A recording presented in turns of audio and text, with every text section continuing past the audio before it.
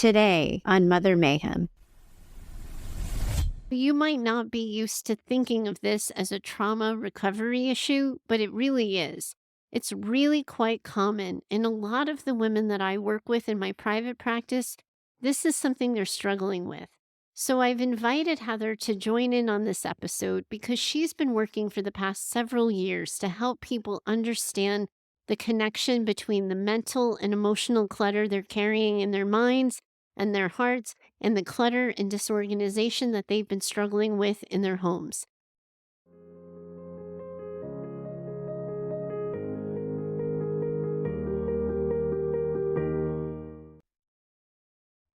Welcome back to Mother Mayhem, the Narcissistic Abuse Recovery Podcast for Daughters. Hi, I'm your host, Heather Gray, but today I am not your only host. Our very own editor for the show, Heather Clark, is going to be joining us in a little while. So welcome to Heather Squared. I'm sorry, couldn't resist. I call her Clark, so you can call her Clark.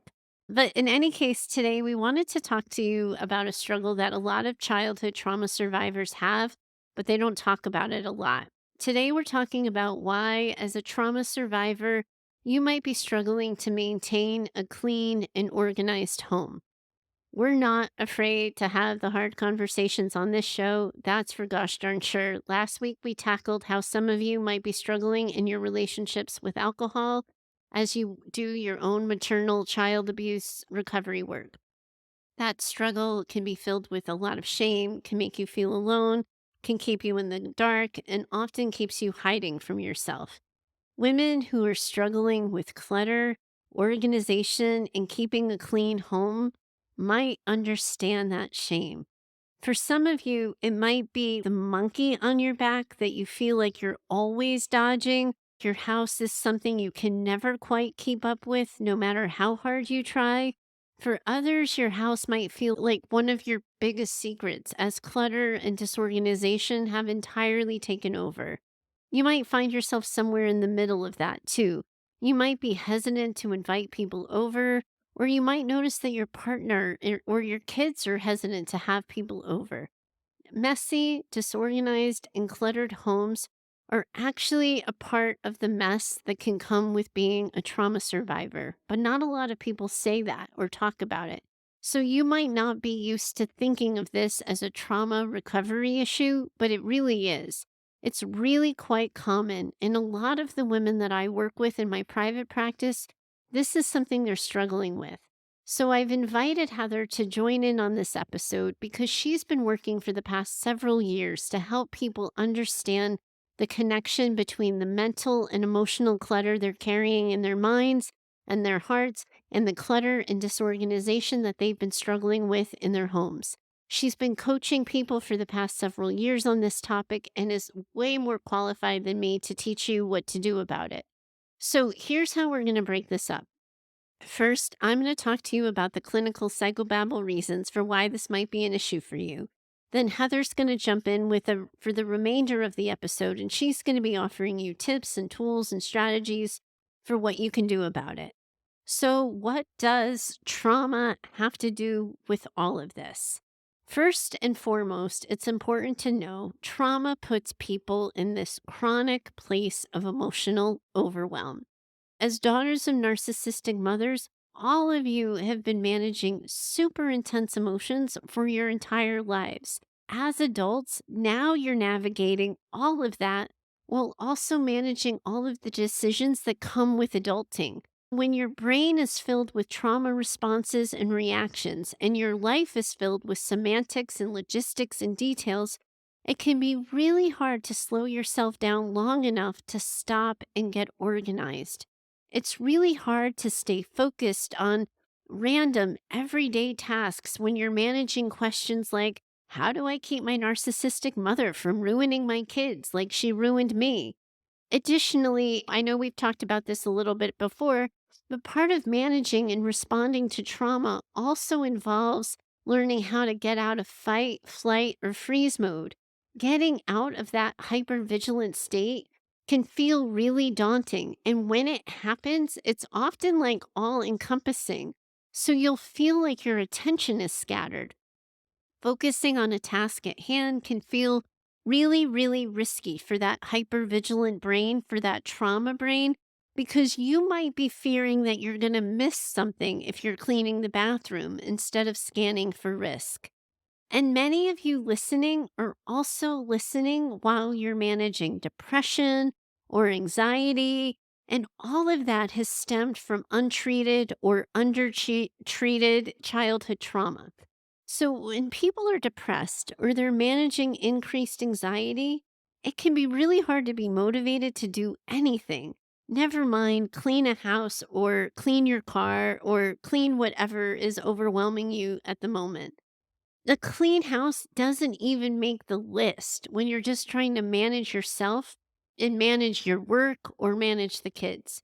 And some of you, you've only learned to white knuckle your way through hard things and you numb out, you disconnect, you tune out. A psychobabble word for this is called dissociation. It's a coping strategy that a lot of you probably found when you were managing your mother and when you were managing your life as kids. And so you learned to check out so you didn't have to tune in to how bad everything hurt. And it's really hard to stay neat and organized when you're in that kind of brain space. Also, think about for a second what a clean home can imply. It implies that we deserve to be in neat, organized spaces, that we are worthy of being comfortable, that we're worthy of actually feeling at home. And this idea might be entirely new for many of you. The idea that you're worthy of a nice home, that it isn't something that has to be earned, that you are already enough and deserving of it. That simple, powerful thought, well, that might challenge some core beliefs you have about yourself if you struggle with low self esteem or low self worth. It also isn't any kind of secret that many of you listening, you're people pleasers, you're perfectionists.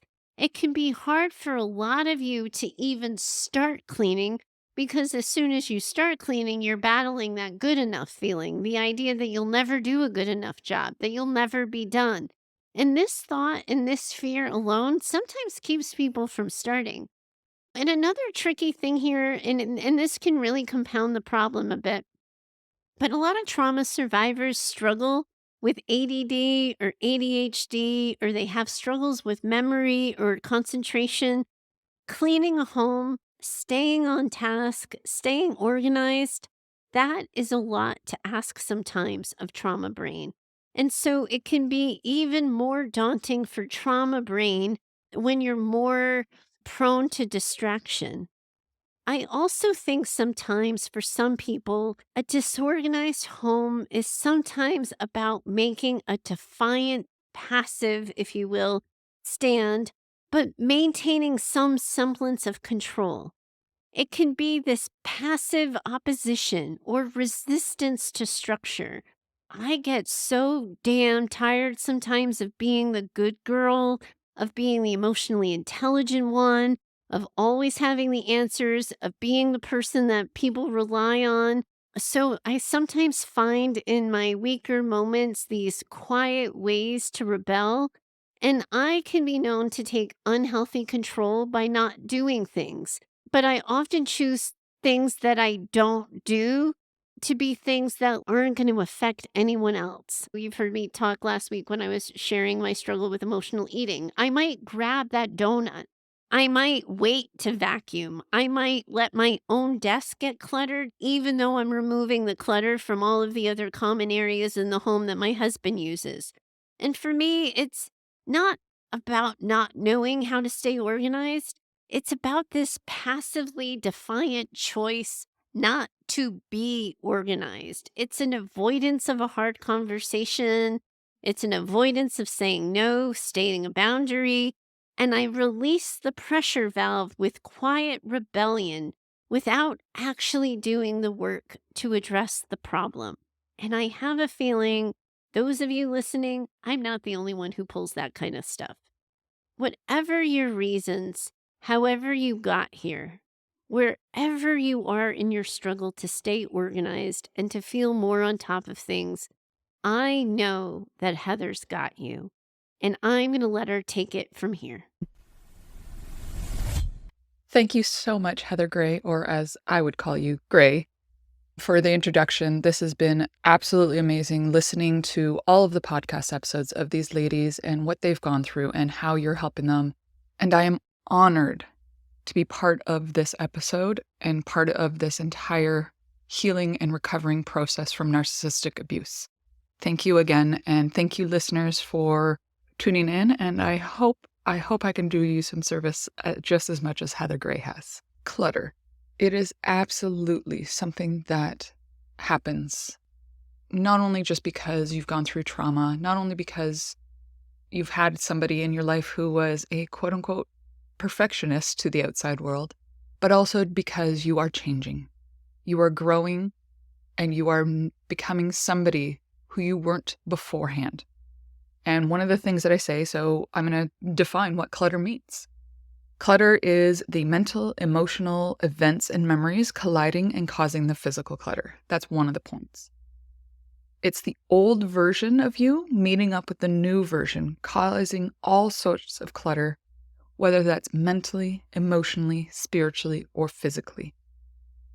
And clutter is also anything that does not align with your current reality, whether that is stuff, emotions, thoughts, people, beliefs, etc., that gets in the way of who you really are at your core. And you're learning, as somebody that's recovering from narcissistic abuse, you're learning who you even are. You're trying to figure out what makes me me. Who am I after all of this, after what my mom has done to me and my family even? Because a lot of these episodes are not just the mom that's affected everybody, but there's the father as well that we just listened to that episode. So one of the things that you want to look at is what is getting in the way? Who are you at your core? And what is it that you want in this life? How is it that you want to move through the recovery from the abuse that your mother caused you? Once you figure out who you are and who you are not, that's when you're going to figure out what you want and what you don't want.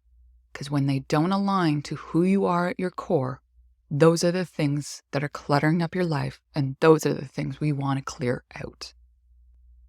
One of the things that I want to also go over is things that you might have seen from your mother. I'm going to give you a personal example. I'm not saying my mom was an actual diagnosed narcissistic person because she never got her diagnosed because that was never a thing for her. However, one of the biggest things that I remember my childhood is how my mother had to be so neat and tidy to the outside world, that is. Knowing what I know now about clutter and about there's different spectrums of clutter and decluttering, I understand now what was happening. And you'll probably recognize this too with things that you grew up with. One of the things my mom did was she was so neat and tidy and everything had to look perfect because to the outside world, everything was perfect, right? Nothing was wrong with the family. There was no abuse. She was the perfect parent to the outside world. She had the perfect life. She had the perfect children. And she had the perfect home. Unfortunately, if I was coming home from school and working on my homework and stuff, and I had a few things sprawled over the desk, my mom would get in these moods. And it was entertaining now that I can look back and see. But at the time, it got very tiring because she would get in these moods and come into my room and look at my desk and see that there was a quote unquote mess. And she would take her arm and she would go from one side of the desk and swipe everything off the desk onto the floor and tell me to clean it up. To me, at the time, I was let's call me a rebellious teenager. And I would laugh because I would explain to her, did that really solve anything? Did that help you with your neat and tidiness? I said, because now the floor is a mess and I'm going to leave it. Apparently, don't say that to somebody who is in one of those moods, because then that would just start again the abuse over and over again, the verbal, the you're terrible. And I know you guys have gone through something like that, where your mom has had to have the kitchen perfect. Anything in the home had to be prim and proper, especially if somebody was coming over. And if it wasn't exactly how she wanted it, you got the brunt of her emotional outburst. And that caused such a reaction in your body that your body kept that memory all throughout your entire life. So every time when you grew up and you started having your own family, and if you saw something that was not neat and tidy, your body would have that emotional reaction because of what your mom did to you when you were younger.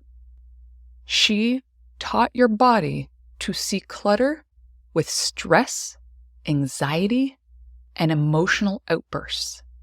She did not teach you that clutter, yes, clutter is okay. Clutter happens, like I said, when the old version meets up with the new version. When there is change happening in your life, clutter will show up. But you were never taught as a child that some clutter is okay and how to actually deal with it in a very healthy way. She taught you how to have these emotional outbursts and to not question her means of doing these things. And she also taught you that you do not get to talk back, you do not have a say, you do not get to argue with her. You do as she says now, because this is her home, this is her kitchen, this is her bedroom, because she pays for it, remember? Because even though you're a child and you have a bedroom in that home, I remember being told, I pay for this, you should be thankful I even let you stay here. Those are the things that a narcissistic mother will do to you and will say to you. Your body remembers so much more than your brain will. And that's why I'm here today to explain to you how to clear out the clutter that is currently taking over your life. Because I know right now, as you're going through this recovery process, there is so much clutter happening in your life. And that is okay, and it is normal. My mission is to help you simplify your life and create a more peaceful and intentional existence. We do this by decluttering your mind, body, soul, and home, which will reduce your stress and anxiety and improve your overall quality of life. I'm going to give you basic tips for each area today that will start the process and give you a game plan to tackle the clutter throughout your healing journey. These tips can be used again and again, year after year, at any time you feel the need to declutter your life. It is not a once and done deal. It is something you will do multiple times throughout your life as change comes and goes. The first area I want to talk about is the mind, or better known as the mental clutter. The main tip I have for this area is an in-depth, complete mind dump. And if you don't know what a mind dump is, it is basically writing down every single thought that enters your mind in the current, right now time. I always suggest doing pen to paper because it just has a better connection in my mind. I've tried the online part where I go and open a Google Doc, and it just doesn't have the same effect. So I always recommend doing pen to paper and writing literally every single thought that is currently in your mind. It can be anywhere from, I've got to get my kids school supplies because the teacher just sent home a new list. I just got cut off when I was going to work by somebody who flipped me off for no reason. Any of these thoughts, and it can be, I need to make a better boundary with my mother. Whatever the thought is, write it down. And then once you write everything, and I'm saying like this can actually probably take anywhere from a half an hour to a couple hours. The best ones I find are the ones that take a couple hours, and then as you go through your day, you find more thoughts and you write them down. The first step is just to write everything down, and once you've done that, take a break. Take a nice, good break. Understand that everything that has been on mind is now on paper. When you start doing this, there might be emotions that come up too, because when you start clearing clutter out, you're making room for something else to come to the surface. So again, those emotions come through. So if you do feel emotional and you need to take a break, take that break. When you are ready, and hey, you might not be ready until tomorrow. You might not be ready to go back to that piece of paper until next week. Whenever you are emotionally and mentally ready to go back to that piece of paper of all of the thoughts you had, come back to it. And what you're going to do is you're going to go through all of the list, and you are going to cross off all of the things that you cannot change, that are impossible to change because they are in the past, they happened, they're done, you can't change it. The example I gave earlier, where you got cut off in traffic. You can't change that you got cut off in traffic. So let's cross that out because it can't be changed. Then, when you're done doing that and going through the entire list and every single item, you're going to go back and you're going to highlight in one color all the things you can change today. Then you're going to come back and you're going to highlight in another color all the things you can change, but you're going to need more time to do them. Your children's teacher just gave you a list of new items that they need. Well, you can't change that right now.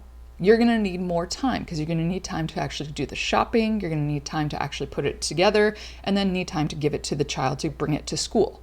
So those are things you're going to do in that second color. The first color are the things you can change today. You had a thought that the dishwasher needed to be emptied. Well, can that be changed today? Yes. In fact, whether it's you or somebody in your family, that can be changed right now. Within 24 hours, that's the one first color that you're going to do. Anything you can do within 24 hours, you're highlighting that first color. Anything that is going to take longer than 24 hours, you're going to highlight in the second color. And then what you're going to do is you're going to schedule those things that needed the extra time. You're going to put them in your schedule. So you need to do that shopping for that list. You're going to put it in a schedule, and you're going to take the child with you because they're going to help as well, because this is part of their process as well of learning, growing, and being responsible. So you're going to take them with you. You're going to schedule it. Hey, we're going to go this coming Thursday after school. I'm going to pick you up and we're going to go to the store and we're going to buy this list of stuff and we're going to put it together so you can bring it to school tomorrow. That's something that you're going to do with the mind clutter, is doing a mind dump, crossing off the things you can't change, and then highlighting two different colors, the things you can change, things you can change in 24 hours and things that are going to take more than 24 hours. And then you're going to schedule those things that take more than 24 hours. Those things that you highlighted that can be done in 24 hours, do them with your family, yourself, whatever. Do them within those 24-hour period, and then you get to cross them off because they're done. Second area is the body or the emotional clutter. The areas here, so the emotional clutter, so how to recognize it. So you are overly sensitive to certain things that normally on a regular day, you wouldn't feel so angry or upset or wanting to cry. The overwhelm, the anxiety, the anger, the feeling stuck, difficulty letting go of past experiences, or the reoccurring negative emotions that come up. That's all signs of emotional clutter. The main tip I'm going to give you for this is making sure that you have taken care of yourself, because these emotions are going to come up. When you start clearing out the physical, when you start clearing out the mental and the spiritual, emotions will come up. And you want to make sure that you are in the best emotional state that you could be in. That includes getting proper sleep. We all know that when we're thinking and we're stressed, we don't get proper sleep. We're not sleeping well. We're taking way too much time to actually fall asleep. And then when we do fall asleep, if we wake up in the middle of the night, we're thinking about things and we're not sleeping well. With that comes the not eating well, making sure that you're not running throughout the day on just your couple cups of coffee. Making sure that you have proper food in your system, that you have healthy food in your system, that you're eating throughout the day, that you're not just eating one meal and thinking that that's going to do you and keep you going for the rest of the day. You also want to make sure that you're setting those much needed boundaries with people, especially your mother. Because when we set those boundaries, we allow our emotional body to understand that it is safe. I have set this boundary. When this boundary gets crossed, this is what I'm going to do. That helps the emotional body understand that it is okay, it is safe, and you are moving forward and getting through this stage of life. Clearing out the clutter of the emotions starts with you taking care of you, taking care of your body, taking care of your eating, your sleeping, and setting those boundaries. Third area is the soul or the spiritual clutter. What is spiritual clutter? So it is not listening to your gut. You know, when you are planning or going somewhere and your gut gives you that, maybe we shouldn't do this today. When you don't listen to that and you continue to not listen to your gut feeling, to the fact of this doesn't feel right, I shouldn't be doing this, or I should be setting a boundary, but I didn't, and I'm letting go of that boundary. So I'm allowing my mother to come into my children's life or my partner's life, even though my gut told me you should probably keep that boundary. It's things like that. And then what we also do is ways that we interfere with that spiritual side of us is distracting us with drugs, alcohol, sex, gambling, overeating, any other bad habit that interferes with your higher self and your spiritual well-being. Those are things that get in the way of our spiritual self, of our higher self, of who we really are as a human being. And when we start to clear that out, so we start to do things like meditate, we start to actually listen to that gut instinct that we have. Or as I know Ray, the one thing I absolutely love that she says is she listens to that whisper. And those are things that we continue to listen. That's our spiritual self. That's our spiritual well-being, giving us those, hey, maybe look over here. Hey, maybe don't do this. Hey, maybe do this instead. And when we start to trust ourselves, then we start to live authentically, and we start to have the awareness that we are healing, that we are growing, that these boundaries that we've set with our mother, they are helping us, and in turn, they are helping my family, my children, my generation. Because again, the Gray talked about the generation part of it. This is not just something that you're doing for yourself. You are doing this for future generations. Whether you have kids or whether you have siblings, you are doing it when you help yourself and when you set these boundaries and you clear that spiritual clutter, the mental clutter, the emotional clutter. You are doing it for generations to come. You are doing it for your family. You're doing it for yourself. And you are doing it for the collective as well.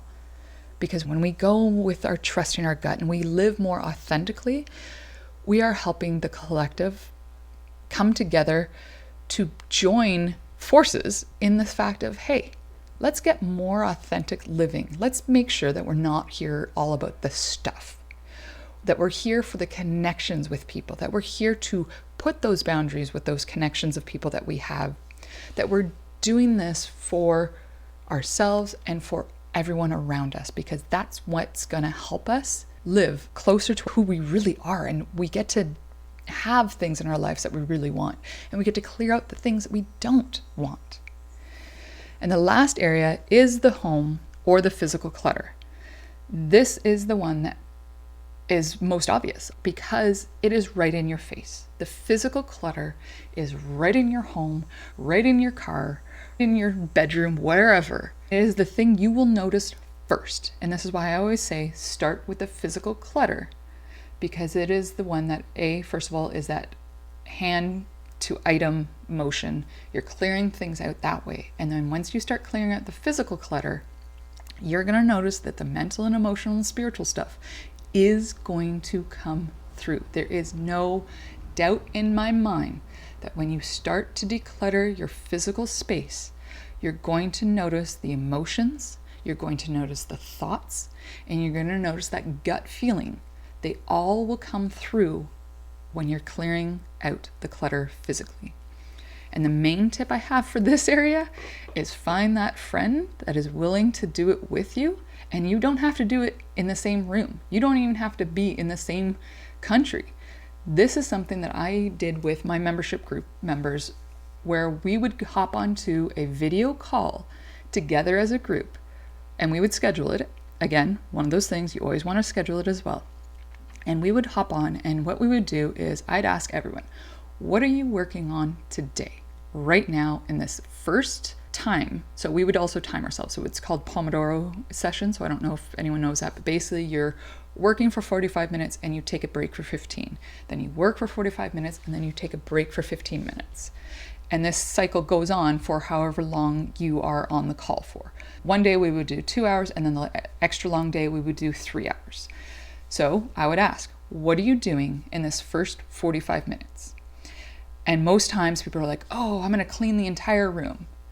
So I would rein them back and be like, okay, do you think that is achievable in 45 minutes? Or can we focus more on something like a drawer in your dresser? Can we do that in 45 minutes? Well, yeah, of course. Cool. Then let's do that. Then if you're going to finish that in 45 minutes, what are you working on next? So I would give them like here's what you're going to work on first. If you get that done, this is what you're going to work on. And if you get that done, then we work on here. And if the time's up before that, we come back and we discuss things. So that's why I say grab somebody, grab a timer. And like I said, it doesn't even have to be in person. It can be on video chat. It can be, I remember actually even doing it with one of my girlfriends. We used to just do it on phone. Like she was down in the States, I'm up in Canada, and we would call each other and be like, okay, this is what I'm working on for 45 minutes. Okay, cool. What are you working on? Okay, cool. Let's go. We would hang up. We would set our own timers for 45 minutes. And then as soon as our timer would come up, we'd call each other and be like, what did you get done? All right, cool. I was able to get this done. And this worked for me when I was doing work.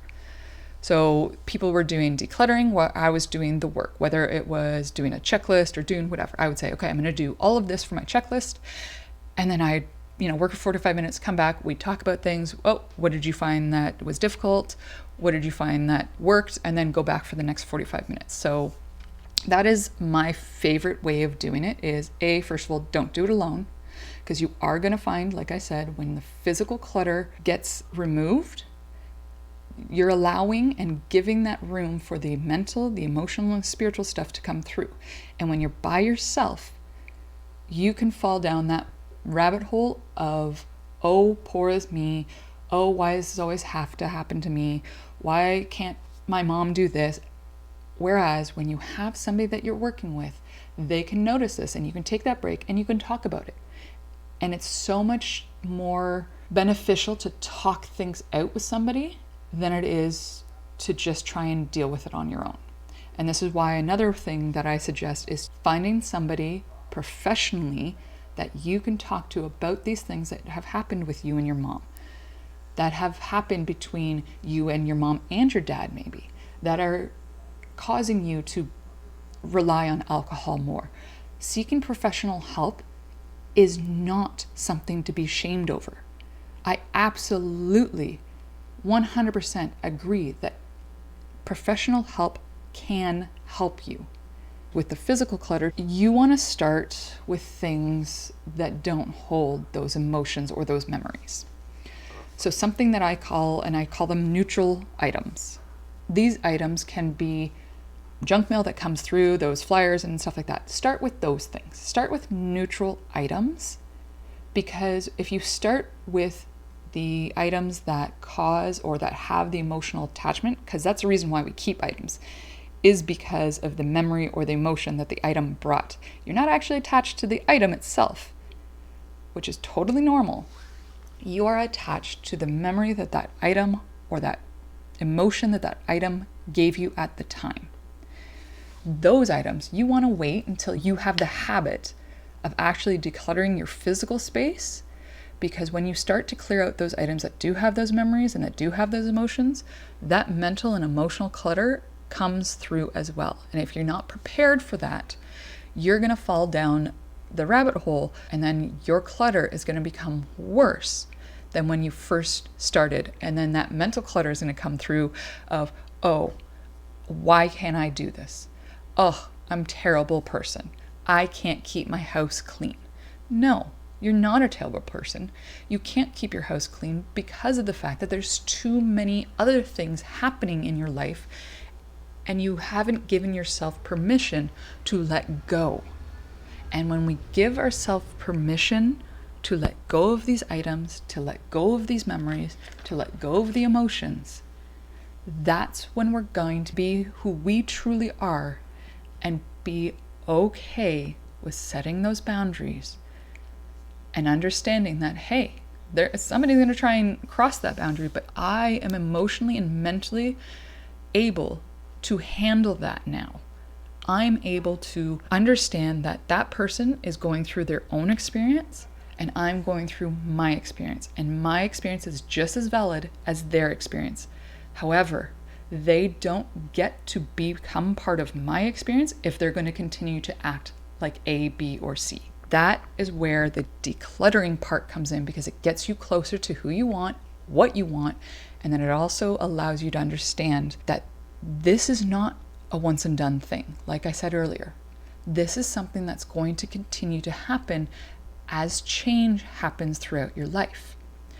As, let's say, you have a new baby, you get a new job, you move, you end up getting a divorce. All of these are major life changes where the clutter will absolutely show up 100%. Because let's say the example of you're having a new baby. Let's say this is your first child too. You're going from somebody who is a partner to somebody, you are going from that person only relying on the two adults to now you have another human being that relies on you solely to survive.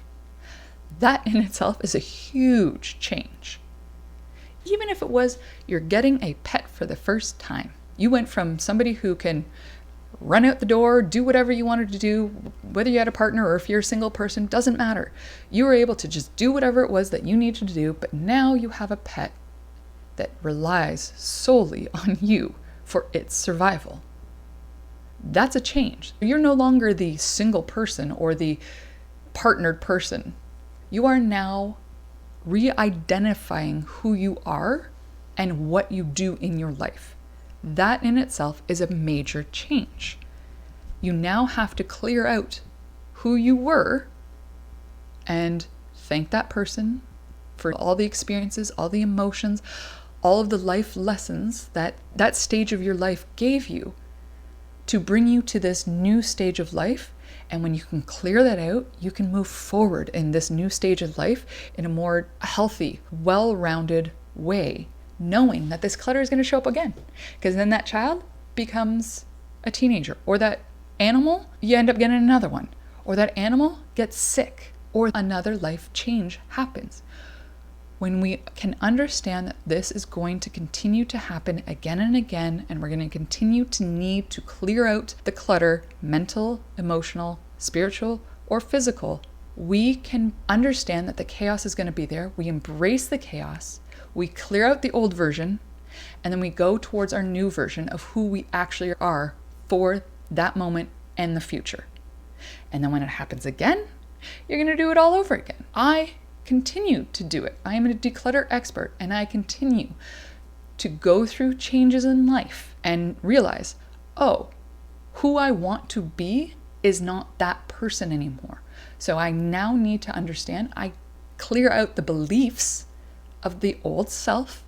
I clear out the physical clutter if I have any that I'm like, yeah, I don't want this anymore, which I do usually every spring and fall because the weather changes here. So it's always, okay, clear out the old to make room for the new. And then it's also allowing yourself to be that new person, giving yourself permission to be that person that is on a healing journey, giving yourself permission that you are no longer the woman that has to deal with your mother's behavior. You can move on, move forward in this journey, in this recovery, knowing that I'm going to put these boundaries in. I'm going to stick to my boundaries. I'm going to allow her to do what she wants to do, what she has to do. But if it crosses my boundary, I'm going to say something. I'm going to make sure that I am good. So I'm eating well. I'm sleeping well. I'm making sure that my spiritual side of me is good, that I'm listening to my gut instinct, that I'm meditating, or I'm grounding myself. There's lots of things that Heather has on grounding techniques that I'm making sure that I'm getting back to the center of who I am and I'm clearing everything that doesn't align to that. I know that that was a lot of information and a lot of different things that I've just put into your mental clutter. However, don't worry, I've created a PDF for you, which you can find the link for it in the show notes. Thank you for allowing me to help you tackle the clutter and allowing me to be part of your healing journey. And thank you, Heather Gray, for entrusting my expertise on this topic and allowing me to help all of these wonderful women. Thanks so much, Heather, for leading this conversation today. I have a feeling this isn't going to be the last time we're all talking about this, and I am so glad we all have your expertise to lean on. If any of you listening today have a question for Heather or would like her 2 cents on something, you're always welcome to write into the show.